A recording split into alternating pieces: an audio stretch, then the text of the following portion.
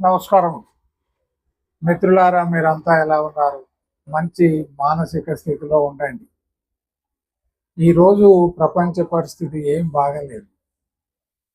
2 సంవత్సరాల క్రితం నేను చేసినటువంటి కొన్ని వీడియోస్లో ఇదే విధమైనటువంటి ఆయుధాలను మానవ జాతి తయారు చేస్తూ పోతే 100 సంవత్సరాల కంటే ఎక్కువ కాలం మానవులు ఈ భూమి మీద ఉండలేరు. అంటే మనుషులు అనేటువంటి ప్రాణి పూర్తిగా అంతరించిపోతాడు. దాంతోపాటు ఇక్కడ ఉండేటువంటి నాగరికత ఏదైతే అభివృద్ధి సాధించానని విర్రవీగుతున్నారో అదంతా కూడా మట్టిలో కలవక మానదు. ఈరోజు పరిస్థితి ఏంటంటే, ఏవైతే అగ్రదేశాలు ఉన్నాయో America, Russia, north Korea, China, అలాగే బ్రిటన్, జర్మనీ, ఇలాంటి దేశాలన్నీ కూడా వాళ్ళ దగ్గర ఉన్నటువంటి ఆయుధాలను చూసుకొని వాళ్ళ దగ్గర అణ్వస్త్రాలు అంటే అటామిక్ బాంబ్స్, హైడ్రోజన్ బాంబ్స్ లాంటి విధ్వంసకరమైనటువంటి ఆయుధాలు ఉన్నాయి కాబట్టి వాటిని చూసుకొని విర్రవీగుతూ ప్రపంచంలో అల్లకల్లోలాన్ని సృష్టిస్తున్నారు. ఇటీవల అమెరికా దేశ అధ్యక్షుడైనటువంటి ట్రంప్ వెనిజులా వెళ్ళి అక్కడ ఉన్నటువంటి ప్రెసిడెంట్ని కిడ్నాప్ చేసి తీసుకురావడం. ఇప్పుడు బయట భాషలో దాన్ని కిడ్నాప్ అని అంటారు. ఒక వ్యక్తిని మనం చట్టానికి తెలియజేయకుండా ఒక వ్యక్తిని మనం బలవంతాన తీసుకొస్తే దాన్ని కిడ్నాప్ అంటారు. అదే మామూలు వ్యక్తి చేసి ఉంటే వెంటనే అతన్ని జైల్లో పెట్టేవాళ్ళు, అతని మీద కేసు నమోదయ్యేది. ప్రపంచంలోని చాలా అణ్వాయుధాలు ఉన్నటువంటి అగ్రదేశాన్ని కాబట్టి నేను ఏది చేసినా చెల్లుతుందనేటువంటి గర్వంతోనే అలా వాళ్ళు చేశారు. ఇప్పుడు గ్రీన్లాండ్ కావాలని అంటున్నాడు ఆయన. అని ఏమని హెచ్చరిక చేస్తున్నాడు? దాదాపు అది వీధి రౌడీలు బెదిరించినట్టుగానే గ్రీన్లాండ్ మాకు గనక నాటో దేశాలు ఏమిటో మీకు తెలుసు. గ్రీన్లాండ్ను మేము ఆక్రమించుకునేటువంటి ఆ క్రమంలో ఎవరైనా నాటో దేశాలు అడ్డుపడితే మేము మరింత బలాన్ని ఉపయోగించాల్సి వస్తుంది, మా బలం ఏమిటో మీకు తెలుసు అని ఒక హెచ్చరిక ఆయన జారీ చేశాడు. అంటే కేవలం బలాన్ని చూసుకొని. ఇదే జరిగింది రెండో ప్రపంచ యుద్ధ కాలంలో కూడా.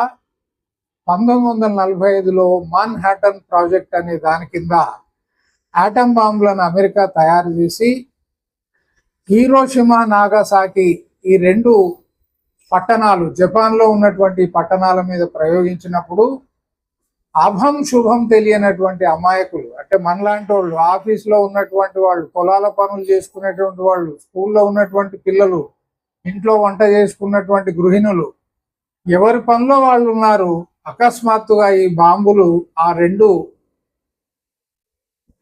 పట్టణాల మీద వేసినప్పుడు సుమారుగా 2,50,000 మంది మరణించారు. కొన్ని నిమిషాల్లోనే ఒక చోట 65,000 మంది, నాగసాకిలో 40,000 మంది. అసలు ఏం జరుగుతుందో తెలిసేలోపే వాళ్ళు ఈ భూమి మీద లేరు, కాలి బూడిదైపోయారు, మసి అయిపోయారు. ఆ తర్వాత ఆ అణ్వాయుధాల నుంచి వచ్చేటువంటి రేడియేషన్ ఏదైతే ఉందో, ధార్మికత అంటారు కదా, దాని యొక్క ప్రభావం వల్ల అనేక వ్యాధులు వచ్చి మరొక 1,40,000 మంది చనిపోయారు. ఈ సామాన్యులు ఎవరైతే చనిపోయారో వాళ్ళ పాపం ఏమిటి, వాళ్ళు చేసుకున్నటువంటి నేరం ఏమిటి అంటే, దేశాధినేతలు తీసుకునేటువంటి నిర్ణయాలకు మనం బలైపోతున్నాం. ఒక కసాయివాడు ఒక మేకను బాగా మేపి ఏదో ఒక పండగ సందర్భంగా దాన్ని కోసేస్తాడు, అమ్మేస్తాడు. అప్పటి వరకు ఈ మేక ఏమనుకుంటుందంటే, నా యజమాని నాకు బాగా గడ్డిని పెట్టి మేత వేసి నన్ను చాలా బలంగా తయారు చేస్తున్నాడు, ఎంత మంచివాడో అనుకుంటుంది. ఈరోజు ప్రపంచవ్యాప్తంగా దేశాధినేతలందరూ కూడా చేస్తున్నటువంటి పని ఏమిటంటే, నిర్ణయాలు తీసేసుకుంటున్నారు యుద్ధానికి సంబంధించినటువంటి. ఎవరిని అడిగి నిర్ణయాలు తీసుకుంటున్నారు అంటే 5 సంవత్సరాల పాటు మేము అధికారంలో ఉంటాం, మేము ఏం చేసినా చెల్లుబాటు అవుతుంది అనేటువంటి ధోరణి మనకు కనిపిస్తుంది. అయితే ఈ మన్హాటన్ ప్రాజెక్ట్ అంటే ఈ ఆటం బాంబులను తయారు చేయడానికి ఆ రోజుల్లో ఎంత ఖర్చు పెట్టారో తెలుసా అండి? 1935 నుంచి 45 వరకు దాదాపు 2 లక్షల కోట్లు ఖర్చు పెట్టారు. అంటే చంపింది 2,50,000 మందిని, ఖర్చు పెట్టింది 2 లక్షల కోట్లు. అంటే దాదాపు ₹1,00,00,000 ఖర్చు చేసి ఒక ప్రాణాన్ని తీసేశారనమాట. వీళ్ళు ₹1,00,00,000 మేము ఖర్చు చేస్తున్నాం కాబట్టి మీరు చచ్చి ఊరుకోండి అని దీని యొక్క అర్థం. ఈ రోజు కూడా మనం 3వ ప్రపంచ యుద్ధం యొక్క అంచుల్లో నిలబడి ఉన్నాం. ఎప్పుడు ఏం జరుగుతుందో తెలియనటువంటి పరిస్థితి. ఒకవేళ 3వ ప్రపంచ యుద్ధమే జరిగితే తిరిగి 4వ ప్రపంచ యుద్ధం వచ్చే నాటికి మనుషులు రాళ్లతో కొట్టుకోవాల్సి వస్తుంది అని ఐన్స్టీన్ మహాశయుడు ప్రముఖ శాస్త్రవేత్త అన్నాడు. దీని అర్థం ఏమిటి? 3వ ప్రపంచ యుద్ధమే జరిగితే ఇంకా మన దగ్గర సంస్కృతి అంటూ ఏమీ మిగలదు. ఆఖరికి బట్టలు కట్టుకునేటువంటి పరిస్థితి కూడా ఉండదు. అంటే అంత పెద్ద మొత్తంలో మనం వినాశనాన్ని చూస్తామన్నమాట. మొత్తం సాంకేతిక పరిజ్ఞానం, విజ్ఞానం అంతా కూడా నశిస్తుంది. ఎందుకంటే 70-80% ప్రజలు చనిపోయిన తర్వాత అంతమంది సైంటిస్టులు, ఆ టెక్నాలజీ ఒక్కసారిగా ఎక్కడి నుంచి తీసుకొస్తాం? ఈ భూమిని అనేక సార్లు పిండి పిండి చేయగలిగే అణ్వస్త్రాలు, అటామిక్ వెపన్స్ ఇప్పుడు దేశాల దగ్గర నిల్వ ఉన్నాయన్నమాట. ఇప్పుడు ఏదో ఒక ఆయుధం మన దగ్గర ఉన్నప్పుడు చేతులు ఊరుకోవండి, ఆ చేతుల్లో దురద వస్తుంది, ఎవడి మీదనో ప్రయోగించాలి. ఇంకొకటి ఏమిటంటే మొత్తం ప్రపంచ దేశాలు ఈరోజు దాదాపు 24 లక్షల కోట్ల రూపాయలు ఆయుధాల మీద ఖర్చు చేస్తున్నాయి. మళ్ళీ యునైటెడ్ నేషన్స్ ఉంది, నాటో దేశాలు ఉన్నాయి, సార్క్ కమిటీస్ అని ఉన్నాయి. రకరకాల దేశాల మధ్య అవగాహన, స్నేహాన్ని పెంచడానికి ఎన్నో ఫోరమ్స్ ఉన్నాయి. కానీ చివరగా మనుషులందరూ కూడా కేవలం బలాన్ని, పశు బలాన్ని, హింసా విధానాన్ని నమ్ముకొని బ్రతుకుతున్నారు. ఇదే 24 లక్షల కోట్ల రూపాయలు ప్రపంచంలో ప్రజల యొక్క సంక్షేమం గురించి, ఈ భూమిని మరింత పరిపుష్టం చేయడం అంటే ఇక్కడ ఎక్కువ అడవులు పెంచడం అనుకోండి, వాతావరణాన్ని శుభ్రపరచడం అనుకోండి, నదీ జలాలను కాపాడుకోవడం అనుకోండి, అలా మనం చేసినట్టయితే, క్లీన్ టెక్నాలజీస్ని మనం తీసుకొచ్చినట్టయితే స్వచ్ఛమైనటువంటి గాలి, స్వచ్ఛమైనటువంటి నీరు, అందరి ప్రజలకు విద్యా, వైద్యం అందుతాయి.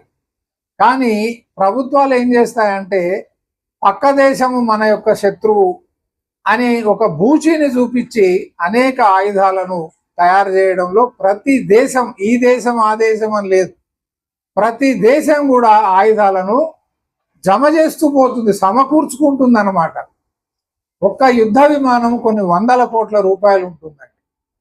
మీరు ఆలోచన చేయండి మిత్రులారా, ఆయుధాల మీద చేసేటువంటి ఖర్చునంతా కూడా ప్రజా సంక్షేమం గురించి, ప్రపంచ శాంతి గురించి, ప్రపంచంలో ఉన్నటువంటి పర్యావరణ పరిరక్షణ గురించి, ఈ వాతావరణం యొక్క పరిశుభ్రత గురించి ఖర్చు చేసినట్టయితే భూతల స్వర్గం అంటే భూమి మీద స్వర్గాన్ని మనం ఏర్పాటు చేయొచ్చు. చచ్చిపోయిన తర్వాత స్వర్గం అక్కర్లేదు మనకి, ఇక్కడే మనము భూమి మీద స్వర్గాన్ని ఏర్పాటు చేసుకోవచ్చు. కాబట్టి మన పిల్లల యొక్క సంక్షేమము ఇలాంటి వాతావరణంలో, ఇలాంటి సందర్భంలో మన కుటుంబాలు క్షేమంగా ఉన్నాయా, మన పిల్లలు క్షేమంగా ఉన్నాయా, ఎవరు ఏ క్షణాన ఉంటారో ఉండరో లేనటువంటి పరిస్థితి ఈరోజు మనం చూస్తున్నాం. ఈ విషయం మీద మీరు విచారణ చేసి కామెంట్స్ రూపంలో మీరు తెలియజేయండి.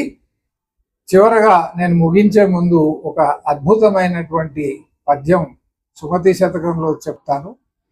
బలవంతుడ నాకేమని పలువురితో విగ్రహించి పలుకుటమేలా, బలవంతమైన సర్పము చలిచీమల చేత చిక్కి చావదే సుమతి. బలం దేనికి ఉపయోగించాలి? బలహీనులను రక్షించడానికి. బలాన్ని మనం ప్రజల యొక్క సంక్షేమం గురించి, ఈ బలాన్ని ఆర్థిక బలం కానివ్వండి, శారీరక బలం కానివ్వండి, బుద్ధి బలం కానివ్వండి, ఏదైనా సరే అది ప్రపంచ సంక్షేమం గురించి, ప్రపంచ శాంతి గురించి, ప్రపంచం యొక్క అభివృద్ధి గురించి ఉపయోగించాలి కానీ వినాశనానికి ఉపయోగించకూడదు. అలా చేస్తే 10 మంది బలహీనులు కలిసి ఒక సర్పాన్ని చీమలు ఎలా కలిసి చంపేస్తాయో ఆ విధంగా ఆ బలవంతుడు కూడా ఆ బలహీనుల యొక్క ఆగ్రహానికి గురై చావక మానదు అని దీంట్లో మనకు కవి తెలియజేస్తున్నాడు. గమనించగలరు. నమస్కారం.